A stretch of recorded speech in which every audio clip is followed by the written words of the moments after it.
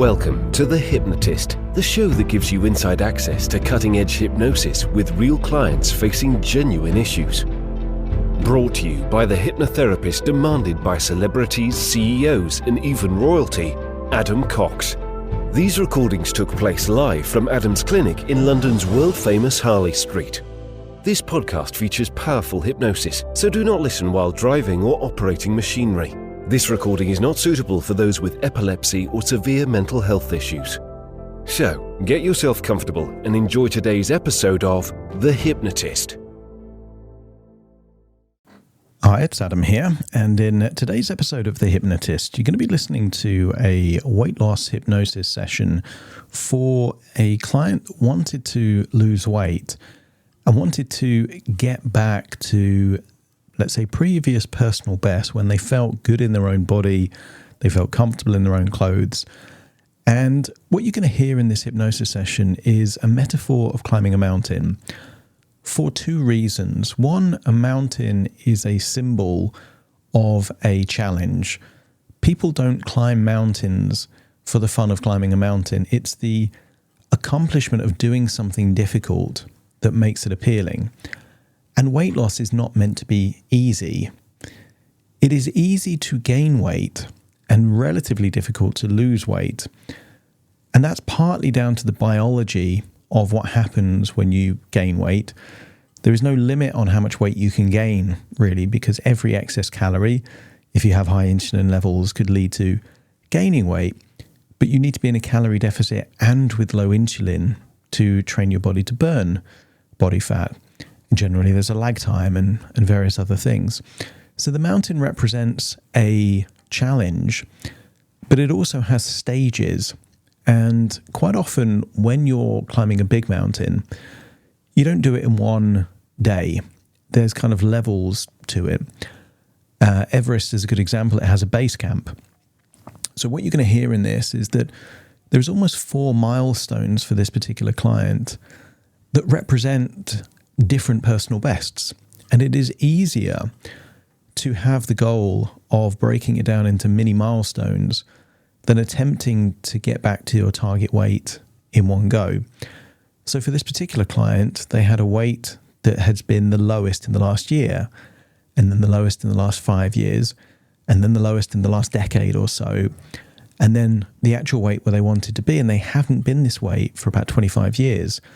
And that's not an easy weight to get to if you haven't been at that weight for 25 years. But it's easier to get to the weight that you've been in the last 5 years if you there first get to the lowest weight that you've been in the last year, because they become realistic, believable milestones that actually give clarity and momentum and belief to get to the next level. There are suggestions linked to this. There are lots of suggestions about feeling able to make good choices. And the premise is that this is not a diet. It's simply about having a good set of boundaries, standards, and rules that mean that if you do that long enough, the weight loss is a foregone conclusion. At this time of year, I have a lot of people reaching out to me because they are intending to go on a diet or to lose weight in January. It's very similar to the mindset that people have when they say, I'm going to start losing weight on Monday, or I'm going to start losing weight tomorrow. It gives people permission to eat whatever they want and still feel that they're doing something positive because they have an intention to lose weight in the future. Please be aware, as someone that has done this for over 10 years with hundreds of clients, that is a trap. It is a delusion, and it gives the illusion of making good choices. But actually, the weight that you gain before you start your weight loss plan could be very detrimental. If you are curious to learn about losing weight and working with hypnotherapy to do that, there will be a link in the show notes where you can schedule a free 30-minute consultation call to explore working with me. My recommendation would be to reach out before Christmas and New Year, because actually it takes on a different connotation if you set the intention before the festive period rather than afterwards. For now, though, You may benefit from this hypnosis session, even though it was created for someone else. So find a quiet, comfortable place where you won't be disturbed, relax, and enjoy the session.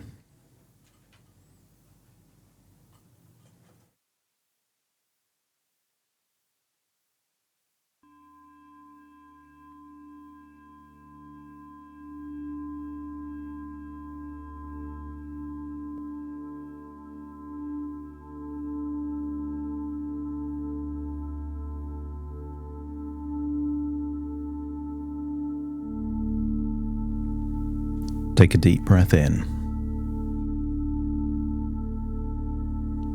And as you breathe in a resourceful feeling of calm and relaxation. And as you exhale, just allow your eyelids to close, completely relaxed, and to feel feelings of tension leave your body in your outward breath. So much so that as you breathe in and breathe out, don't be surprised if the breaths become longer, deeper, breathing in more of that feeling of resourceful relaxation. And as you exhale, allowing feelings of stress or tension to feel like it's leaving your body in your outward breath. That's it, breathing in and breathing out. And I want you to get a sense that pressure that's been building up, perhaps over weeks or even months, is now being released in your outward breath. As you breathe in, take 2 breaths in. The first breath, a normal breath, and then a second breath to really expand your lungs, activate your diaphragm, so that as you breathe out, you can breathe out longer than you normally would, feeling that you are releasing any pent-up pressure that's been building up inside. And maybe your mind, as you think of pressure building up, is thinking of a pressure cooker or an old industrial engine. And consider that long outward breath almost like a release valve. That as you have that long outward breath, pressure is being released, enabling you to fully and deeply relaxed. I want you to use the power of your imagination to imagine you are in a country with a view of an incredible mountain. Maybe there are blue skies. Maybe you can feel the sun on your skin. And I want you to imagine just seeing this large mountain off into the distance. I want you to imagine that this mountain is not an easy mountain to climb, but that is what makes it desirable for you. I want you to imagine that there are stages to climbing this mountain. There is a base camp. There is halfway up the mountain. There is reaching 3/4 of the way up the mountain. And finally you have the summit. And I want you to think about this mountain in terms of what it would represent for each of these stages being a milestone. I want you to think that maybe base camp might be to weigh the lightest you've weighed in the last year. And maybe halfway up the mountain is represented with being the lowest you've been in the last 5 years. As you look up at the mountain, just imagine seeing a ridge or some kind of visible element of the mountain that represents milestone 3, the lowest that you would have weighed in about a decade, maybe 11 years. And then finally, the summit. Perhaps your ideal weight. And I want you to accept the idea that you can't get to halfway up the mountain without passing base camp. And you can't get 3/4 of the way up the mountain unless you've passed the halfway point.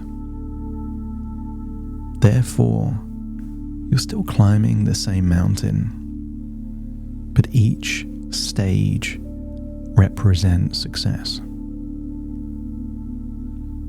I want you to imagine there, under the sunshine, there is a comfortable chair. Imagine placing yourself on that comfortable chair. I will count down from 10 to 1, and with each descending number, you will feel 10% deeper and deeper relaxed.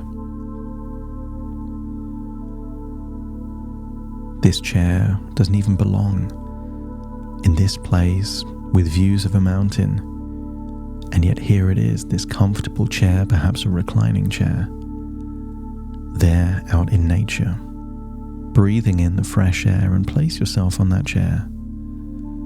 Make yourself comfortable as you focus on the muscles around your eyelids, eyebrows, and around your eyes.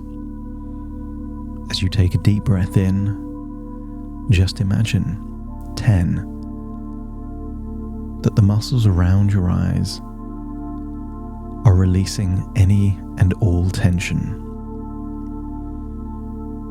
In your outward breath, just release that tension and feel a wonderful feeling of becoming more relaxed. And then 9, focus on the muscles in your forehead. Think about facial expressions like concern, surprise. As you breathe in that wonderful feeling of resourcefulness, decide that now is the time to release any tension in your forehead. Breathe out and feel it leaving your body. 8, now focusing on the muscles around your jaw all the way up to your ears. Breathe in and breathe out. Perhaps you can remember the last time you had a really good yawn. And maybe as you recall that fantastic yawn, you can think about what it would feel like to yawn.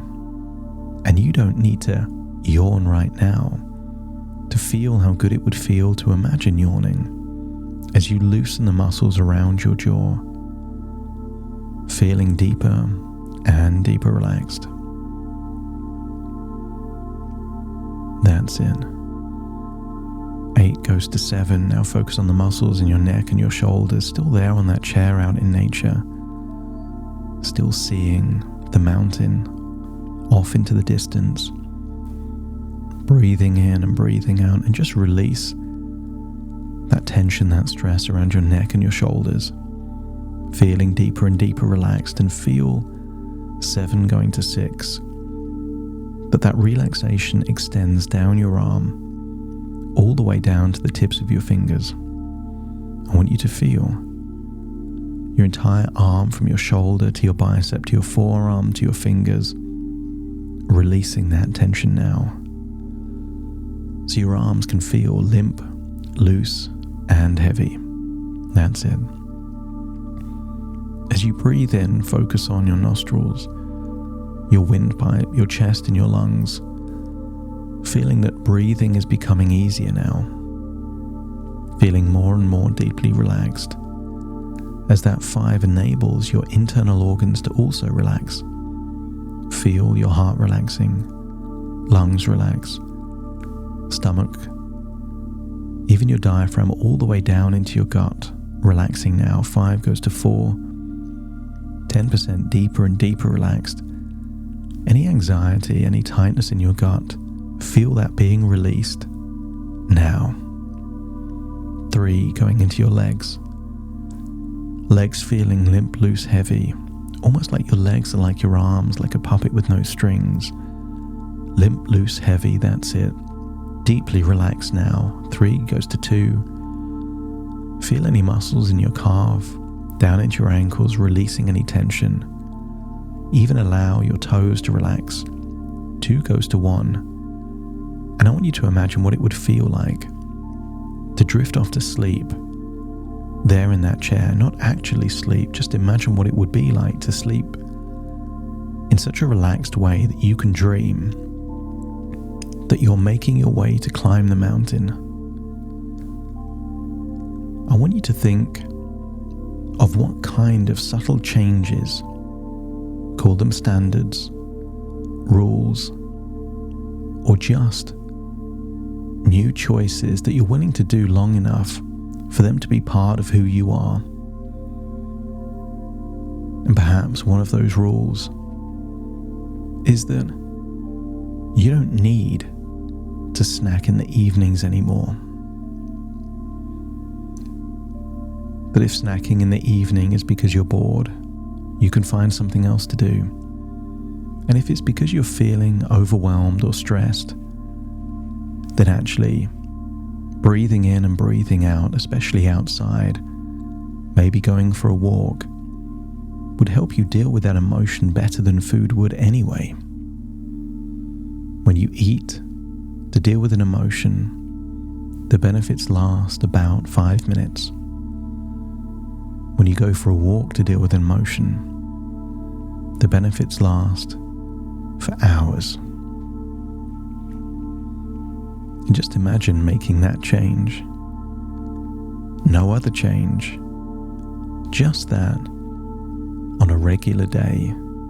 5 p.m. is your last meal of the day.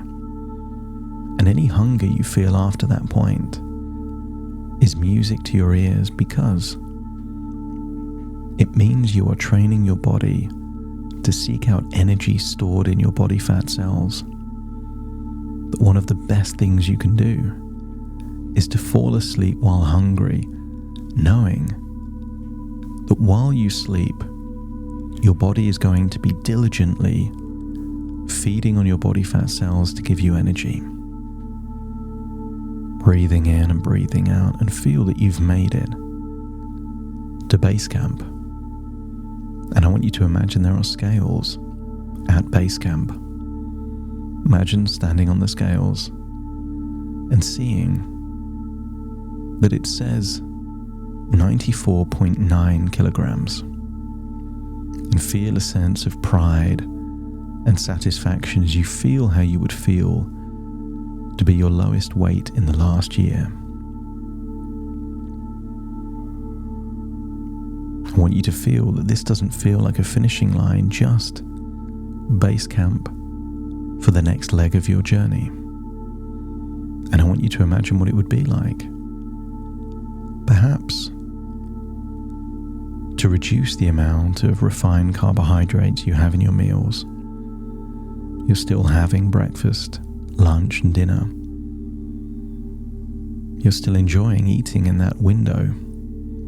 But now you feel that you're reducing the amount of refined carbohydrates, and that when you eat out, particularly for social gatherings, you're making the best choices you can. Maybe it's lean proteins, maybe fresh vegetables. The desserts are options, not requirements.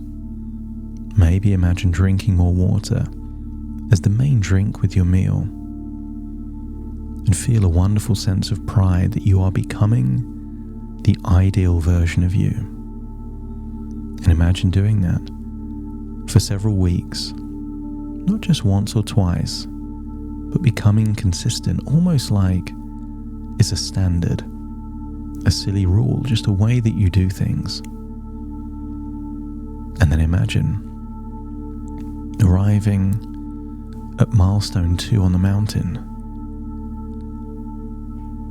Again, there's some scales there. They're on that mountainside. And imagine it showing you being 92 kilograms or under, perhaps the lowest you've been in the last 5 years. Feel a surge of accomplishment, pride, but also the feeling you have when you are living high standards. Some people would call it being discerning. In so many areas of your life, you unconsciously make great choices simply because that is who you are. And as that expands into your food choices, you feel the wonderful feeling of being discerning in this area of your life too. You know what it's like to have standards, to create a culture, to do things a certain way, and it's just this is expanding into your personal life as to how you are with food. So see the weight on the scales, feel a sense of accomplishment and satisfaction, and then feel it's time to go on the next leg of the journey, to get under 90 kilograms. At this point, you've already lost weight, so maybe you're being more active, going for longer walks, drinking more water. Maybe even when you celebrate, you're celebrating with healthy choices. You don't need to be perfect, because perfection doesn't exist. Just making good choices most of the time, enjoying those social gatherings, enjoying eating on holidays, and feeling that you embrace the temptations, because that's when you get the feelings of pride that come from knowing you could do something, but choosing not to. And maybe you can imagine doing this for several weeks or months, maintaining the standards of before and raising them ever so slightly. Maybe your walks are turning into jogs. Maybe you've set yourself a new physical challenge to accomplish. And as you do those things, feel the wonderful feeling that as your weight decreases, your confidence and self-esteem increases. I want you to imagine when you're climbing this mountain, there are the occasional setbacks. There are the occasional moments of bad weather on the mountain. But this is what will activate feelings of determination, tenacity, and resilience within you. You are not one to give up easily.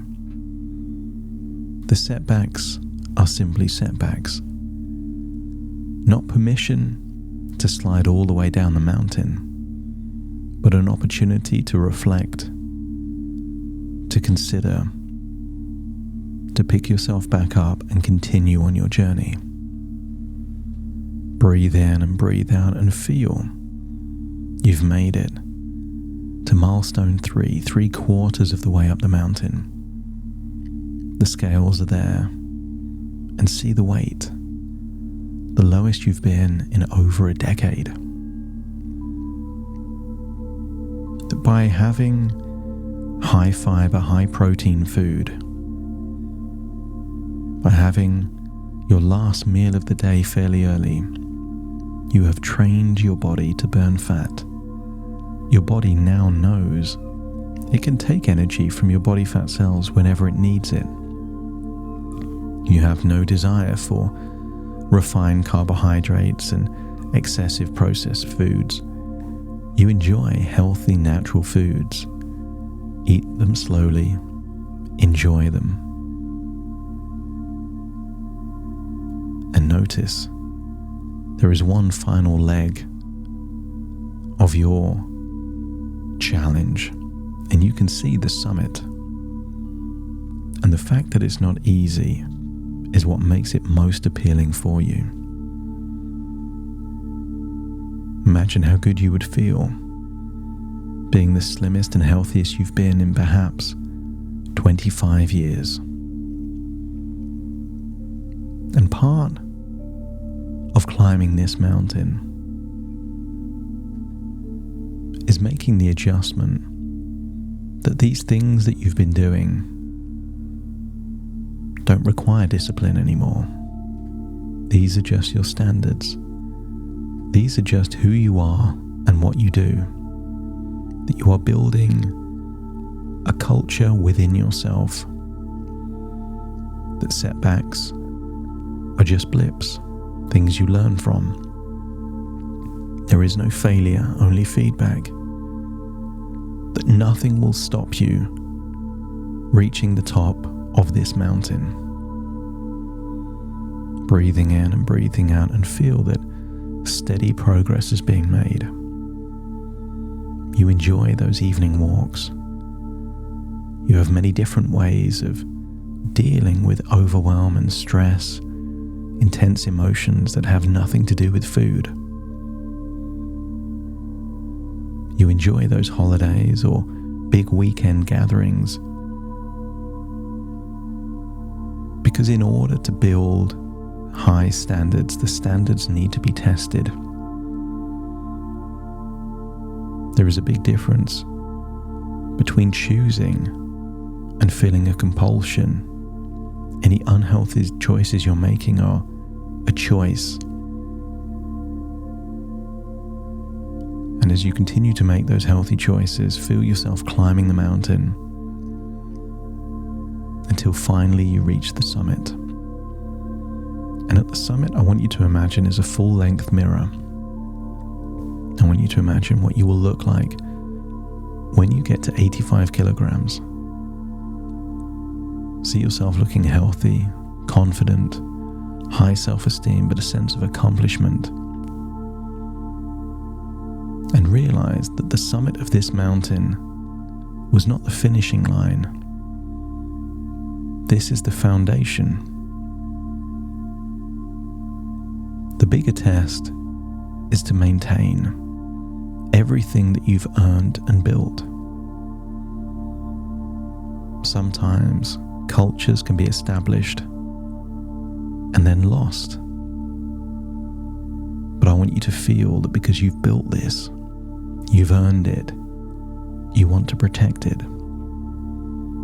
Breathing in and breathing out and feeling what it feels like to not have seen this as a challenge with the finishing line, but as a way of training you to have high standards that exist in your life, that your food choices, your ways of dealing with intense emotions are now hardwired to be healthy, empowering, and useful for you. And I want you to imagine that even 5 years from now, you imagine that these habits that were built on this journey still exist years into the future. I want you to imagine walking back down the mountain, feeling it's easier to go down than it is to go up, but feeling what it would feel like to maintain those high standards all the way down, to return all the way to a chair with a view of the mountain, and to see a version of you fast asleep. Imagine stepping into that version so you are now on the chair, that the conscious and the unconscious are synchronized, reconciled, and you keep these wonderful standards with you as you return to the present, taking a deep breath in through your nose and out through your nose. Returning to the present, wiggle your fingers, wiggle your toes. As very soon I count from 1 to 10 to awaken you. You will awaken feeling resourceful, with a clear vision of a future, and more importantly, subtle changes you can make immediate progress. Starting to count to awaken you. 1, 2, 3, waking up. 4, 5, 6, more alert. 7, 8, open your eyes, open your eyes. 9, 10, wide awake, wide awake, wide awake.